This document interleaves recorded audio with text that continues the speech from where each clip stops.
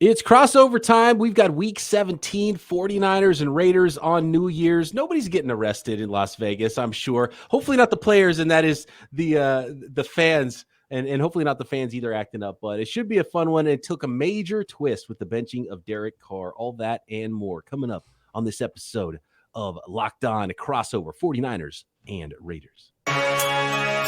You are Locked On 49ers, your daily San Francisco 49ers podcast, part of the Locked On Podcast Network, your team every day.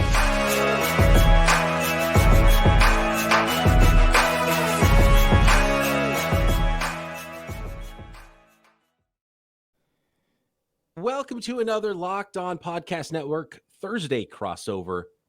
Brian Peacock and Eric Crocker of Locked On 49ers with your boy Q of Locked On Raiders.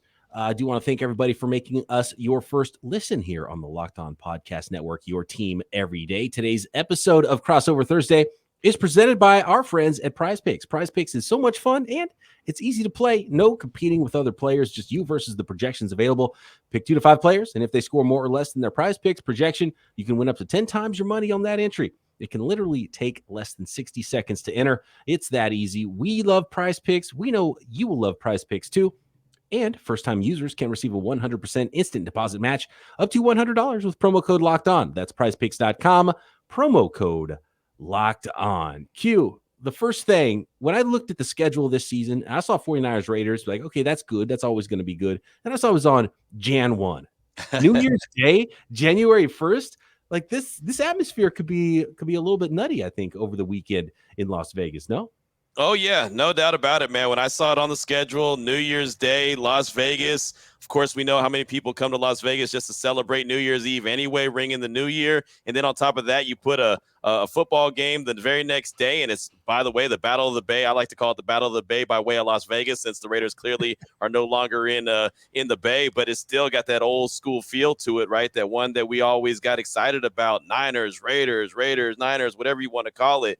Obviously, it's taken a twist as of Wednesday afternoon, but man, it's something to get excited about. Just again, seeing those two fan bases interact with each other, intermingle with each other at Allegiant Stadium on Sunday, January 1. So it should be an exciting time, regardless. Q, with the benching of Derek Carr, you kind of alluded to it there, and I know Brian Peacock opened up with kind of throwing that out there. Yeah, is this something that they feel like a backup quarterback gives them a better chance to win? And no. Have we seen the last of Carr with the Las Vegas Raiders? I think no and yes. No, they don't think that Jarrett Stidham's going to give them the better chance to win. I don't see how they could possibly think that. I know he knows the system of Josh McDaniels, and there was rumors when they were still in New England that he could possibly be a starter after Tom Brady. We see that didn't happen. I don't think that they have any inkling that he's going to give them a better chance to win. I think this is a financial decision.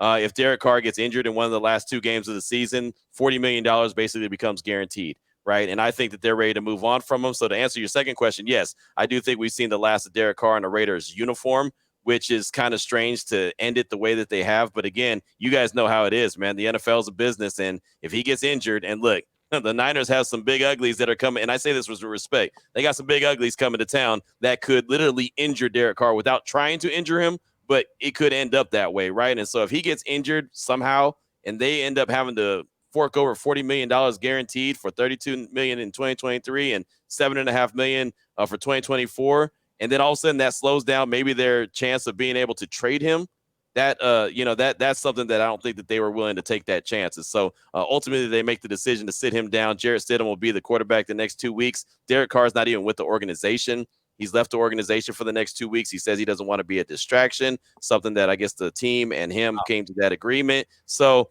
it kind of lets you know that the writing's on the wall. Crazier things have happened in the offseason. Maybe they restructured the deal and they decide, okay, the best idea is to bring him back.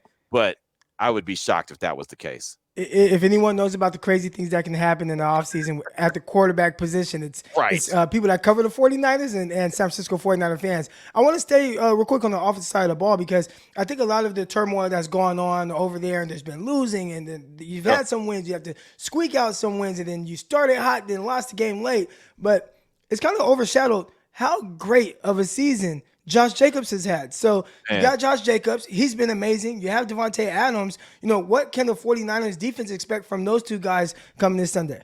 Well, I'll tell you what, man. Josh Jacobs, you're right. It's been phenomenal. 1,500 plus yards. He's the number one rusher in the league. And I'm hoping selfishly that he continues to have success these final two games and wins the rushing title. I don't know if Derrick Henry's playing Thursday night against the Cowboys. He's number 2 in the league in rushing. I don't think he is. I also know that the 49ers are really good at stopping the run. So, I mean, he's going to have his work cut out for him, but I think that they try to butter their bread by way of Josh Jacobs. He's a guy that has got it done all year long and has really put the team on his back and on his legs in particular. So I'm excited about seeing what he can do the next 2 weeks. But when you have Jarrett Stidham as your quarterback, I think the other teams also know that Josh Jacobs is going to be a heavy dose of the offense. And so they're going to be able to key in on him more than they already were. So there's a lot of things playing against Josh Jacobs these next 2 weeks, and in particular on Sunday against the 49ers. And Devontae Adams has been good.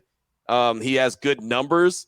There's been a lot of hitting and missing when it comes to Derek Carr and him. So I wonder what's going to happen this week now with Jarrett Stidham at the quarterback position. Devontae was in the locker room Wednesday afternoon and said he's going to do what he's supposed to do these final 2 weeks because that's what professionals do. I don't know what's going to happen with Devontae following those. I don't know if he comes back next year or what. Maybe he's back on the trade drip block. Who knows? Maybe he does come back depending on who the quarterback is going to be in 2023. I just can't imagine that Jarrett Stidham and Devontae Adams are going to be clicking on all cylinders since Derek Carr and Devontae Adams haven't been clicking on all cylinders all season. So it's going to be interesting, to say the least, what this offense looks like on Sunday against a very good 49er defense. Yeah, the 49ers defense has become sort of the Grim Reaper this year. They've gotten coaches fired. They've gotten quarterbacks benched. And that doesn't bode well for Jarrett Stidham in his first start here against that 49ers defense. And it also doesn't bode well for Josh Jacobs. And the 49ers haven't given up a 60-yard rusher yet this season. They've had a 58 and a 59, I believe.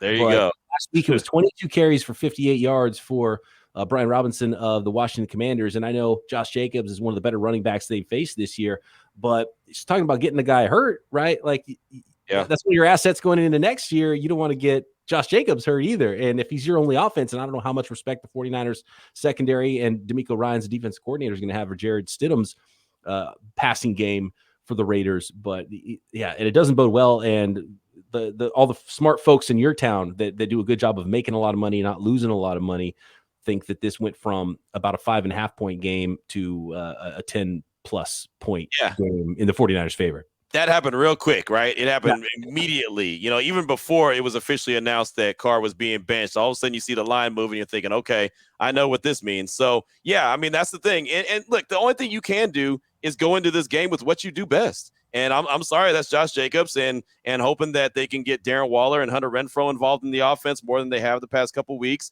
and then Devontae Adams as well. And again, I don't know what Jarrett Stidham's going to look like. He looked great in the preseason, but that was with Keelan Cole as his wide receiver and DeMarcus Robinson as his wide receiver. You didn't see Devontae Adams. You didn't really see Josh Jacobs. You saw a bunch of guys that were 2s and 3s going out there playing against 2s and 3s. And I mean, that's just what it is. So Stidham will have a chance. He knows the offense. We'll see. We'll see what it looks like, but I don't expect it to be looking great. When it comes to Josh Jacobs, you think that he's going to be back in 2023. I would suspect that the Raiders bring him back, but he's a free agent.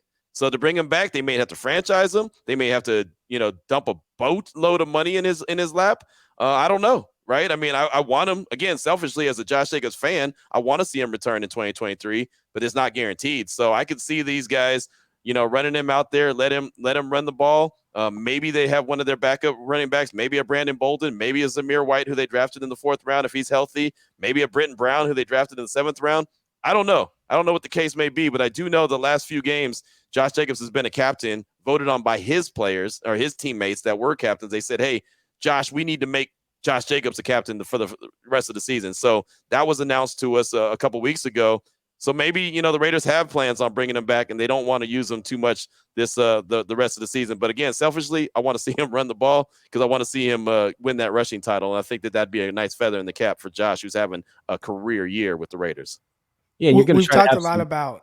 We've talked a lot about Josh Jacobs and the phenomenal season that he's having. We touched on Devontae Adams as well. One guy that we haven't really touched on a whole lot is a guy that was potentially the best tight end in the league, Darren Waller. And I know he's been dealing with injuries and different things this season, but what's it looking like with Waller? This is not what I expected from him heading into this season. When you looked on paper at the Las Vegas Raiders, it was like, man, you got Josh Jacobs, you got Hunter Renfrow, Devontae Adams, Darren Waller, and Derek Carr. He can just kind of, steady this ship and hit these different guys. And Waller has kind of been a little MIA, if I should say. No, he has. And Raider Nation's been wondering where Darren Waller has been. I mean, he was out for a long time with the hamstring after he got his contract extension. That made Raider Nation very angry because it's like, wait a minute, if you were going to, be out with a hamstring, and a lot of people didn't think that was, realistic. But, we've all played sports. We've all played, well, not all of us have played at a high level, but Croc, about playing at a high level. You have a hammy, you got a hammy, right? I mean, it is what it is. He missed a lot of time with that hamstring. Last week against Pittsburgh, he played 21 snaps. That was a game I thought he should have played a lot more. I mean, again, I get trying to get back into game shape, but man, that was a game I thought he could have ate in with the conditions and everything. I thought he could have been a big factor. I think he could be a big factor in this game. I don't know how much the Raiders are going to let him burn. I don't know how many snaps he's going to get. 21 is not enough for me. Hunter Renfrow came back from injury as well. They both were on IR at some point this season. So, I wanted to see what they were going to look like these final 4 games, to see what this offense looked like with everybody. And that includes Derek Carr. Obviously, that's not going to happen. So now we see Adams, Waller, Renfrow, Jacobs, possibly with Jarrett Stidham. So, I mean, it's just a big question. But, again, this is a game where obviously you got to respect Darren Waller because, as you mentioned, one of the better tight ends in the league, just hasn't been the season that anyone expected it to be. And most of it's been because of hamstring injuries. Now, look, I know Croc's a great athlete and played at a high level, but Q, I can tell you're an athlete. And look, don't talk bad about the San Francisco slow pitch softball C League either, okay? Because there's some athletes out there that I compete with every single week. Hey, man, I was good at softball too, man. I was a softball. Yeah. I felt like a softball king, man. So I'm good. I'm with you. There you go. We got more storylines, more key matchups, and, of course, some predictions for Week 17, New Year's Day, 49ers, Raiders coming up next. Today's episode of Locked On 49ers and Locked On Raiders is brought to you by Audible. Audible is releasing a slate of new football podcasts we're sure you are going to love. That's why you'll be able to find an episode of The League available as a bonus episode on Locked On NFL, narrated by Super Bowl champion and legendary smack talker Richard Sherman, and sports broadcaster and rising star Taylor Rooks. The League is an 8-part docuseries about the most bizarre, inspirational, and unlikely stories connected to America's favorite sport, pro football. You won't want to miss these untold stories spanning from the 1940s all the way through present day. Each story offers equal parts history, entertainment, and social commentary. And Richard Sherman is going to come with some hot takes. Head over to Locked On NFL for a bonus episode of The League. Tons of other great content, by the way, on Locked On NFL. You can find The League and all the other great football podcasts coming out from Audible. Catch the full series wherever you get your podcasts. Available now, Audible. Get in the game. Thanks again, everybody, for making Locked On 49ers and Locked On Raiders your first listen every day. Make sure you check out Locked On Sports today. The biggest stories around the sports world in 20 minutes or less, plus instant reactions, game recaps, and Locked On's Take the Day. You'll find fantastic hosts from around the network like Q Myers and Eric Crocker and Brian Peacock, all the time popping up on Locked On Sports today, available on YouTube and wherever you get your podcasts. I kind of want to talk about Derek Carr just a little bit more. And I know the 49ers listeners want to talk about this game, but this is the biggest story for, I think, a lot of 49ers fans too. And I think the 49ers fans want to have some, 49ers and Raiders, when they get together, you want to have the bragging rights over, so many 49ers fans know a lot of Raiders fans. So many Raiders fans know a lot of 49ers fans, so they want to be able to talk to each other about their teams. When it comes to Derek Carr, he's been such a solid player, but never reached the tier where I think probably a lot of Raiders fans want him to be. And at times he would look like he was going to get there. Right. And then the next year was not as good. And then you're like, oh man, do you move on from Derek Carr? But then next year he has a good year, right? And it's almost like an odd year, even year thing. It seems like at some point. Now I'm sure you can speak to that, Q, but my big question with Carr is he's been through like half a dozen head coaches. Is he a coach killer because he's so close to that level, but then they never win as much as they expect with a good quarterback? Or is he a victim of a bad organization? I can't figure out which one Derek Carr is. I honestly think he's probably a victim of a bad organization, but he also has faults in it, if that makes any sense. I kind of say about Derek Carr when I really sum up what his career has been with the Silver and Black, I call him the stabilizer, because there was a big carousel of quarterbacks that came to the organization between Rich Gannon and Derek Carr. And it was just a bunch of dudes, right? There was guys that had some names, but they were at the end of their career. There was other guys that didn't have names that were drafted that weren't worth the salt. I mean, it was just carousel after carousel. It's like a merry-go-round. It was just like everyone get a turn. It was terrible, right? And then he stabilized the position for the last 9 years. But guys, we know in the NFL, if you're not winning, more times than not, you're not around 9 years, right? And he wasn't winning. And again, I'm not going to ever put all that on him. I know that there was a lot of real lean years where that team had no opportunity to win. Like the first couple of years he was in the league with Dennis Allen, there was no chance they were going to win. I mean, really, that was a tear down and rebuild, and he just happened to be the quarterback that was there. And I mean, but he gave you hope. I think Raider Nation said it the best on my radio show on Wednesday.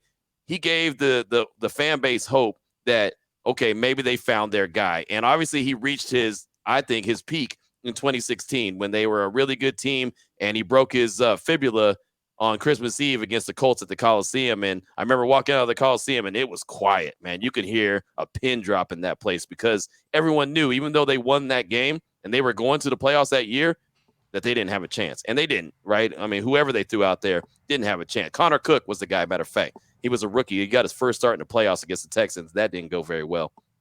Only been to the playoffs twice in his whole career. And once he didn't even get to play because he was injured in 2016. I think after that, it changed the mentality of Derek Carr from, not only a gunslinger, but also a guy that ran the ball a lot. I mean, he would run around the yard and keep plays alive.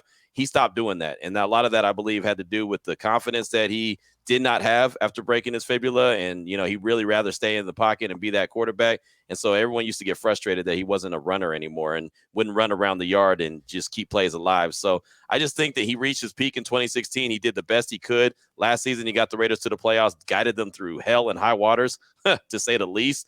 But, a lot of things fell in the right way for the Raiders to get that playoff berth in 2021. And this year under Josh McDaniels, it just hasn't cut it. Just hasn't happened. And it's been one of those situations where, you kind of felt the writing was on the wall. Josh McDaniels is there. Dave Ziegler's there. And they want to get their guy. And clearly it's not Derek Carr. So we'll see what happens. I always say you can have a plan or you can have the plan. For Josh McDaniels and company, they better have the plan now that they've benched the best thing that the Raiders have had at quarterback in a very long time.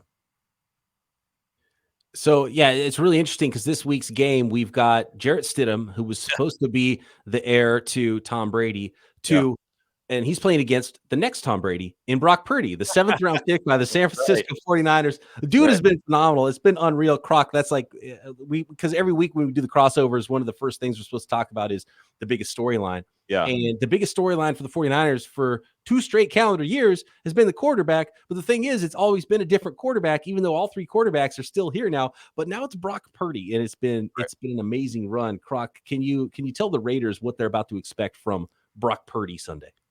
I think Brock Purdy can probably be very frustrating for opposing defenses because you watch him and it's like, well, he doesn't have the biggest arm and maybe he's not the sexiest of players, but I'll tell you what, he always does exactly what he's supposed to do. And if there's a guy that's open, he's going to hit that guy. And when you're watching Kyle Shanahan's offense, those guys are going to be open. When you think you have him in the pocket, he spins out of it. There was one play where he was sprinting out left. He did like this little hop skip, spun around in a circle, threw the ball out of bounds. And it was just like, he just got to toying with defenses at this point.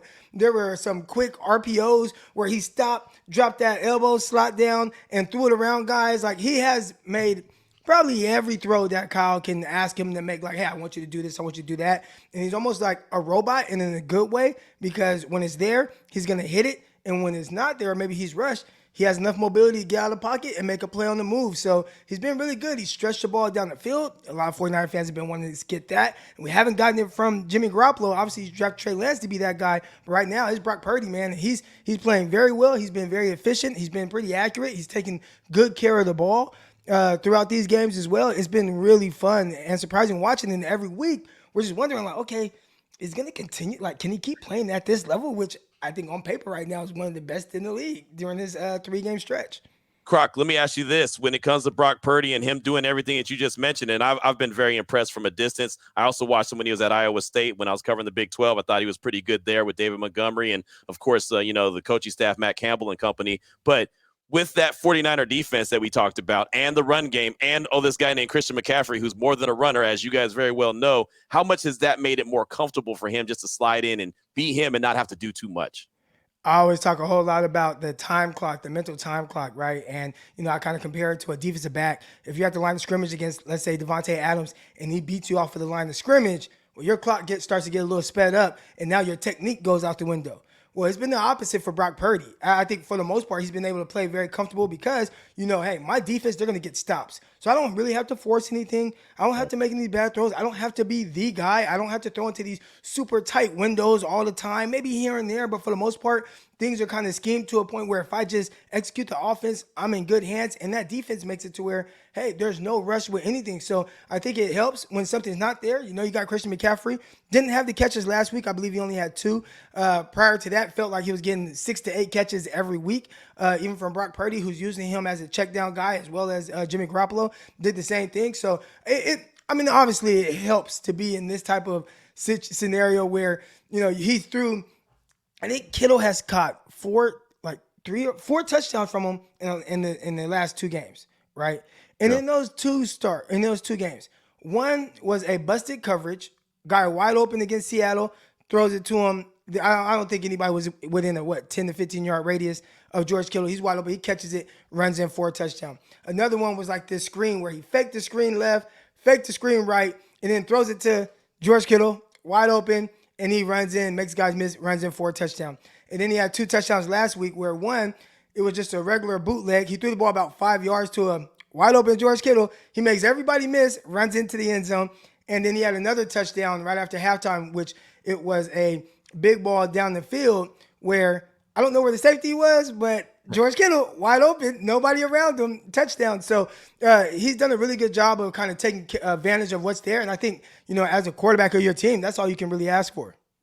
Yeah, no, I agree. Well, again, what he's been able to do has been, obviously it's been phenomenal. And look, that 49ers defensive line is obviously impressive. And I'm interested to seeing what it looks like, what the 49ers defensive line looks like against that Raiders offensive line with Jarrett Stidham at the quarterback position, who obviously is a little bit more athletic, is going to be willing to run a little bit more than Derek Carr would. But when it comes down to quarterback, obviously DC is the better option. So not sure if that 49er defense is going to be licking their chops, how they're feeling about this matchup now that they know who the quarterback is. But it's going to be interesting to see how they all square up with each other.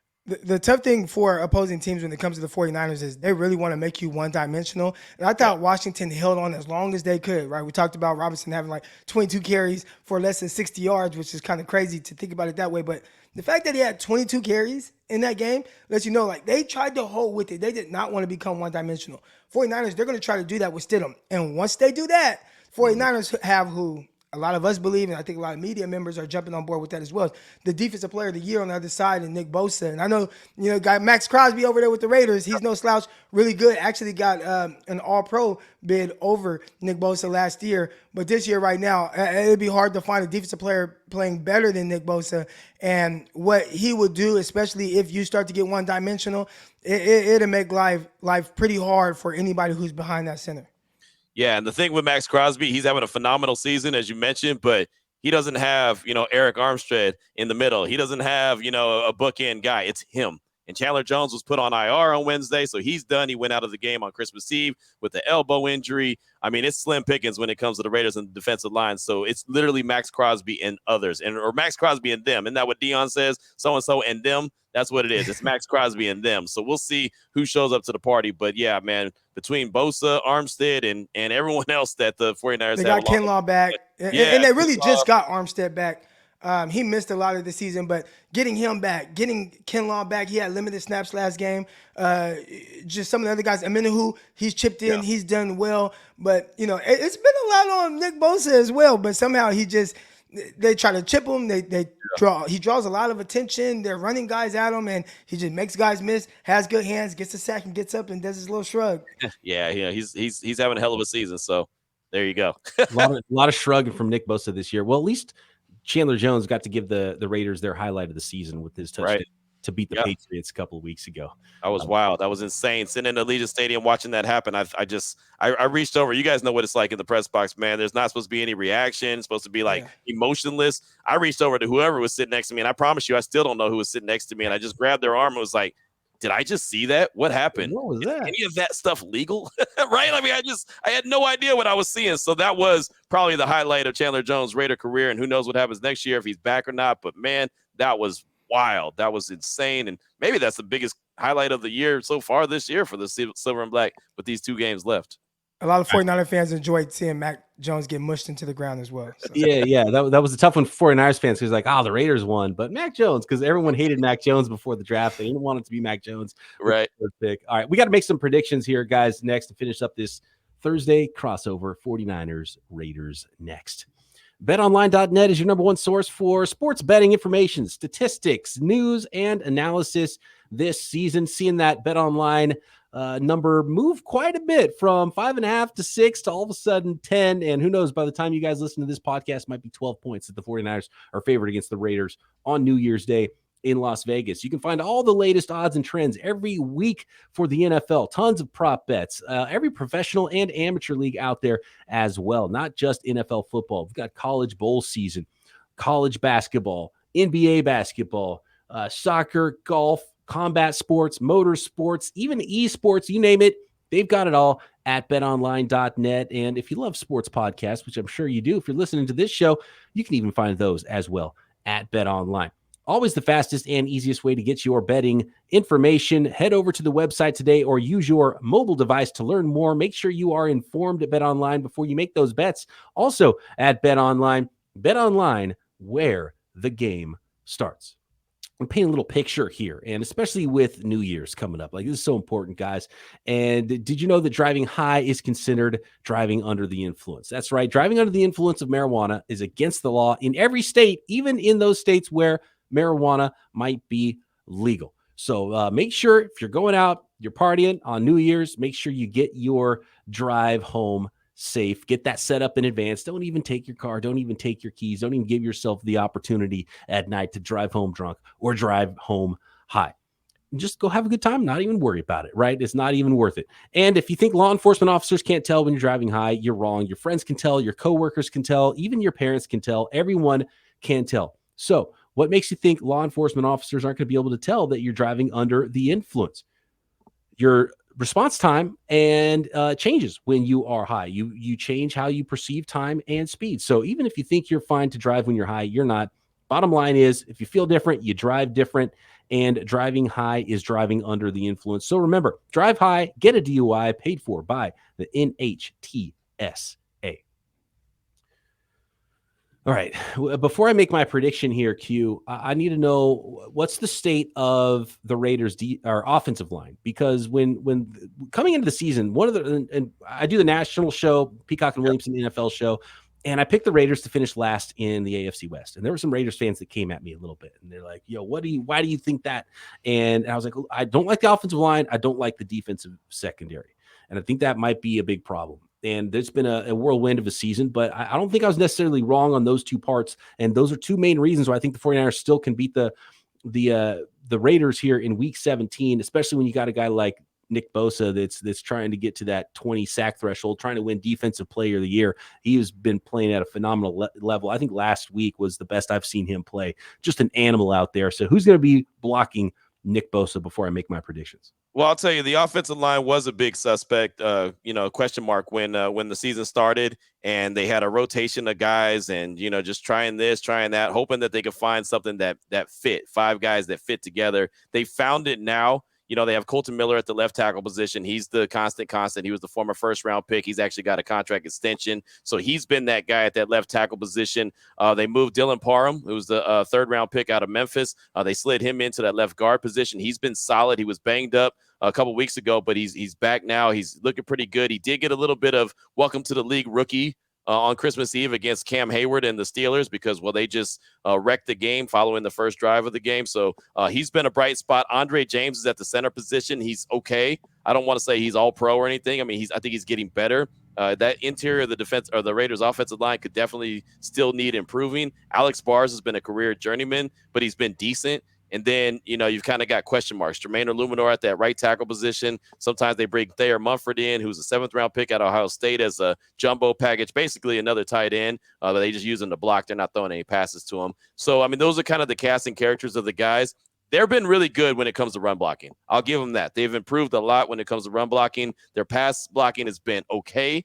Hasn't been great. And again, on Christmas Eve, they really given a big healthy dose of Cam Hayward. That's how he ended up winning AFC Defensive Player of the Week award, just because he was that stinking good. So he had a hell of a game, and they've got to obviously be a lot better with that 49ers, defensive line coming to town. But they're not as bad as they were when the season started, when you made that prediction. But they're not great. They're not some solid unit. They still need a lot of work to improve.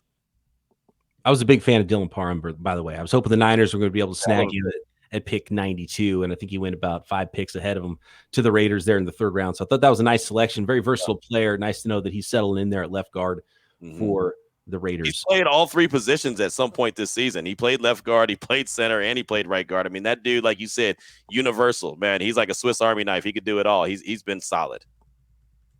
The 49ers have had some trouble in recent years with more athletic quarterbacks, guys that run around and buy some time and are able to make a play. Now, if Jarrett Stidham can do that and maybe find Devontae Adams for some big plays, and the 49ers have a couple of times here, had some coverage busts and given up some big plays, I think that's the path for the Raiders to maybe shock and upset the 49ers at home. And you like those home underdog bets sometimes, and maybe there's an unpreparedness for Jarrett Stidham because the film's not out there and they don't know exactly what the offense is going to look like. But it's really hard for me to predict that the Raiders are going to win this football game. And I've even been a little bit hesitant to pick the 49ers big in some of these games recently, and thought, well, maybe they'll win but not cover a big number that's we did that decent amount of times this year. 7 points, and they're still doing it. So it's hard for me not to pick for the 49ers, no matter what the number is, to go out there and win big with some of the games they've played, with how hard it is to score on that defense and what Brock Purdy's offense has been able to do. The 49ers have been able to run the ball.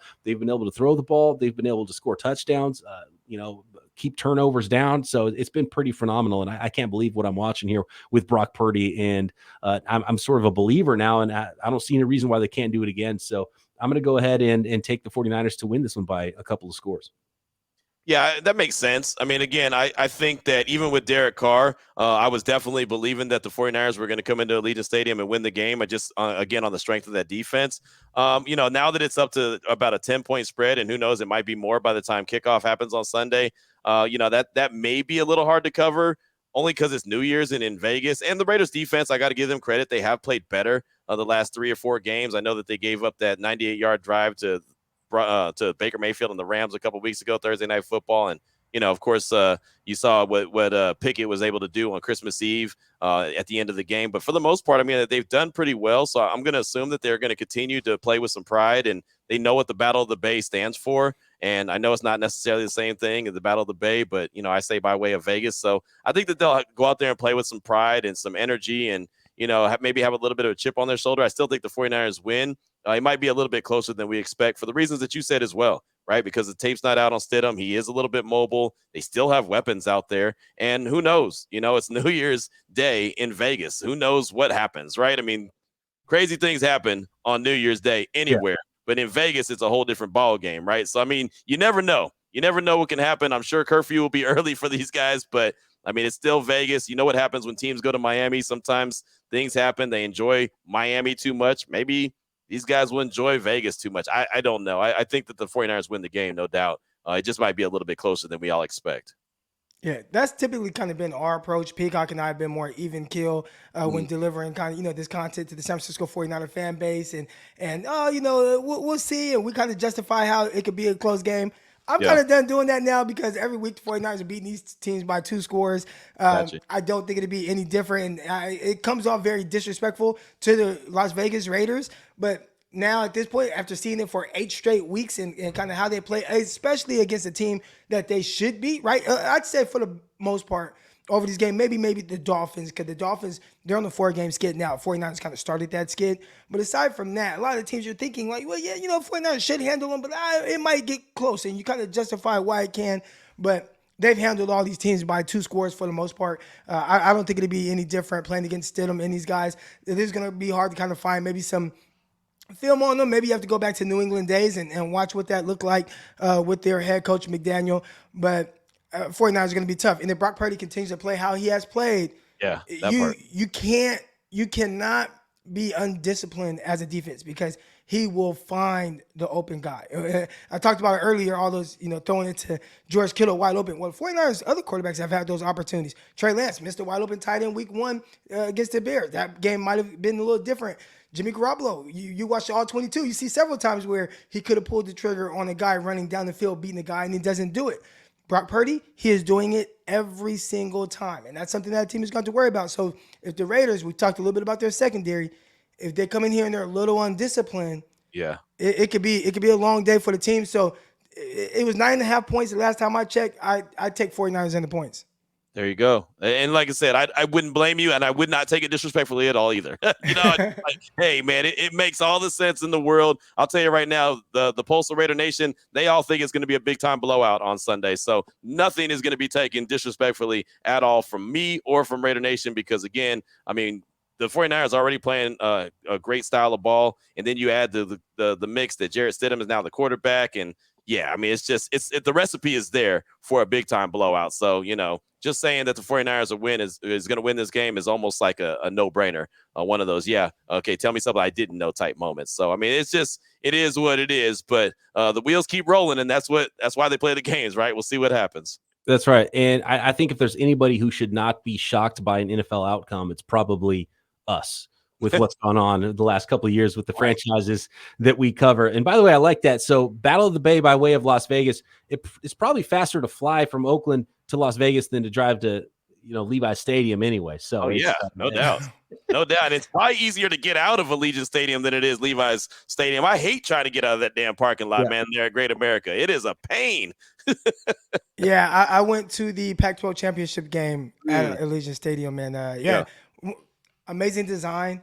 Love the inside. It reminded me more of a traditional stadium, but really nice, clean, nice TVs. You can kind of see, like the windows up there and everything, but it wasn't like the Cowboys, which you see, it feels like a whole lot extra stuff going on. The SoFi Stadium, which I think is really nice with the design, the thing in the middle, but it doesn't remind me of like a traditional football stadium. The Raiders, man, they got it right. The outside's awesome. The inside, great. They had this nice like brisket sandwich. And they play on grass. And they play on grass. That's the best part of it. Yeah. On the grass field. You got to be able to play on the grass. It's so important. All right.